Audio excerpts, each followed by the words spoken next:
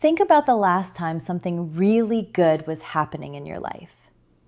Maybe it was a relationship that was finally going well, a job opportunity that felt too good to be true, a streak of healthy habits you'd actually kept up for a few weeks.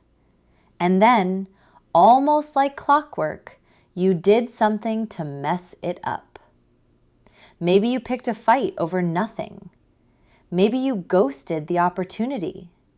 Maybe you broke the streak and couldn't explain why. And here's the part that probably bothers you most. You did it consciously. You watched yourself do it, and you still couldn't stop. That's not a willpower problem. That's not a discipline problem. That's not even a self-awareness problem, because clearly you're aware. That is your psychology protecting you from something. And today, I'm going to show you exactly what it is and what you can do about it. Before we go into the psychology, I want to say something important. If you recognize yourself in what I just described, you are not broken. You are not weak, and you are definitely not alone. Self-sabotage is one of the most common experiences in human psychology. Therapists see it constantly. Researchers have studied it for decades. And yet, most people who do it feel completely alone in it, like there's something uniquely wrong with them. There isn't. What we call self-sabotage is actually your brain doing exactly what it was trained to do. The problem is, it was trained a long time ago, in conditions that no longer exist, and nobody ever updated the programming. So that's what we're doing today. We're looking at the code. Self-sabotage is not a character flaw. It is a survival strategy that outlived its original purpose. Your brain learned it to protect you, and it's still running that protection, even when you don't need it anymore. Here's the fundamental thing most people don't know about the brain. It doesn't distinguish between what's good for you and what's familiar to you. It just knows familiar equals safe. Unfamiliar equals potential danger. And here's the problem. For a lot of us, the stable relationship, the financial success, the consistent, healthy routine, those things are unfamiliar. Not because we've never wanted them, but because we never had them long enough to make them feel normal. So when they start to show up, your nervous system gets uncomfortable. And an uncomfortable nervous system will do anything to return to what it knows, even if what it knows is worse. Psychologists call this the familiarity principle in emotional regulation. We're drawn to what we know, even when what we know causes us pain. It's why people stay in relationships that feel familiar but unhealthy, and feel anxious in ones that are actually good. The good relationship feels wrong, not because it is wrong, but because wrong is what the nervous system learned to call home. There's a concept in psychology called your window of tolerance. It's the emotional range where you feel regulated, not too activated, not too shut down. The problem is that window was calibrated in childhood. And for many people, it was calibrated to expect instability, criticism, scarcity, or unpredictability. So when your adult life starts to exceed that window, when things get genuinely good, your nervous system doesn't say wonderful, it says warning, and it pulls you back through procrastination, through picking fights, through making decisions you can't rationally explain, through self-destruction that feels almost automatic. The second piece is what researchers call worthiness conditioning. It's the deeply held belief, usually formed before age 10, about what level of good you deserve. And here's the hard part. Most of us have a worthiness ceiling that we're not even conscious of. It shows up as a quiet internal voice that says things like, "This is too good to be true," or "People like me don't get to have this." When life exceeds that ceiling, we find ways to bring it back down to where we belong. That ceiling isn't a truth about you. It's a story you absorbed from people who also had a ceiling. The third mechanism is identity threat.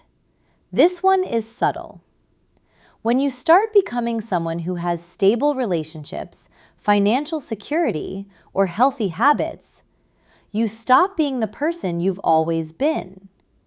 And even if the old version of you was struggling, it was you. Change, even positive change, can feel like a kind of death of the self. So the brain protects the old identity. Not because it's logical, because identity is one of the deepest needs a human being has. Let's get really specific, because self-sabotage rarely looks the way people think it does. It doesn't usually look like blowing up your life dramatically. Most of the time, it looks completely reasonable from the outside. It looks like this. You finally start saving money, and then have an emergency spend that wipes it out. And the emergency, when you look at it honestly, wasn't quite an emergency. You're in the healthiest relationship you've ever been in, and you start nitpicking, finding fault, creating distance without being able to say why. You get the job or the opportunity or the promotion, and suddenly you can't focus. You procrastinate. You perform below your capability. You keep a habit going for 3 weeks, and then, at the exact moment it starts to feel solid, you break it. And then you don't come back. What all of these have in common is this.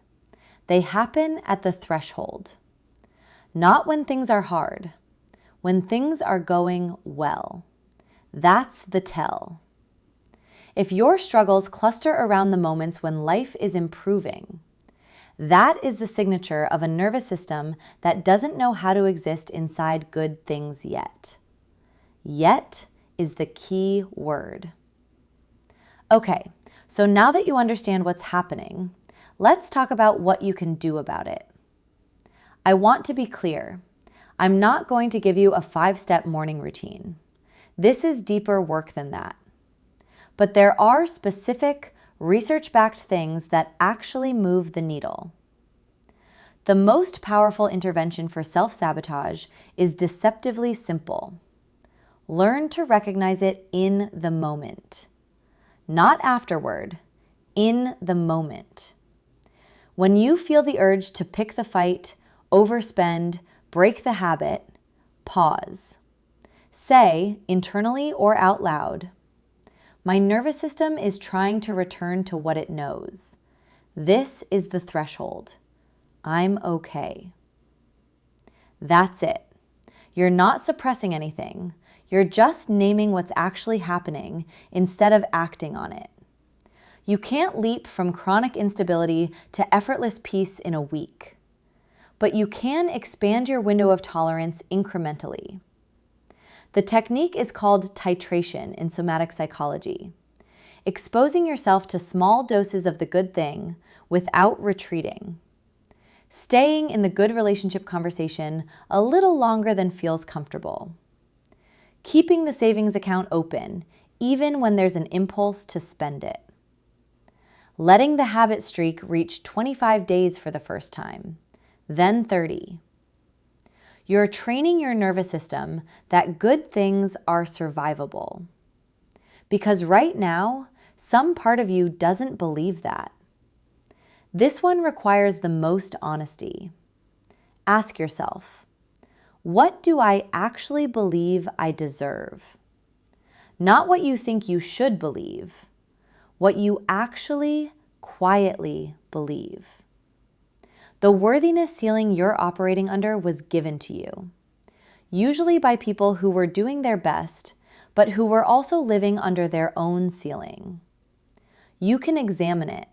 You can challenge it. You can build a new one. Not through affirmations alone, but through accumulating evidence that contradicts the old story. Every time you let something good stay, you're writing new evidence. Once you know your patterns, you can map where your thresholds tend to be. 3 weeks into a habit, when the relationship starts feeling secure, when the bank account hits a certain number, when a project starts getting traction. Mark those points in advance. Tell yourself, this is where I usually derail. This time, I'm going to notice it and not act on it. Awareness, deployed in advance, is the most effective tool you have. Here's what I want you to take away from this. You are not sabotaging yourself because you're self-destructive by nature.